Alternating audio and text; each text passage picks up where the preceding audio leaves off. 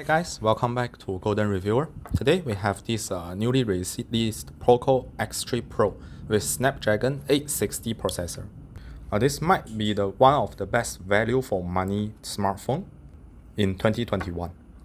I've got the 8 plus 256 gigs version, and here in Singapore it costs less than $400. Today we are going to test the PUBG mobile gaming performance on this device, but as you can see, the global version does not support 90 FPS. And 60 FPS, I believe, is not a challenge for this device at all. So I decided to use the Chinese version, which can be tweaked to support 90 FPS. You can see here that I turned the image quality setting to smooth and the FPS to 90. And I've also turned on the AA for better image quality. And now from the game turbo built into the system, you can see that the FPS is actually 90, right? So we know that this is legit, it's a valid tweak. And the game is indeed running at 90. And we'll play the Sahut map. I will drop at the boot camp area where the load should be the heaviest. And by the way, this test is not a start from scratch test, right? As you can see, the battery temperature now is already 39 degrees because before this test even started, I've already played one round of the game. So I think it's a more representative for prolonged gaming session. Because no one just plays the game for 5 or 10 minutes, right? You play for a very long gaming session, maybe up to 1 hour, 2 hours, or even a few hours. And by doing this test, I can show you how the device handles the game when you play the game for a very long time. Okay, just as you can see, I've shown you the real-time FPS down here. And I'll show you full footage of one round of gameplay, which will take about 20 to 25 minutes, right?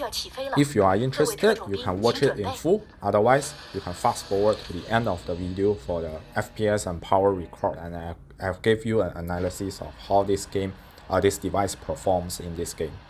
But before that, please remember to subscribe to my channel so you don't miss any future updates. Okay, without further ado, let's go.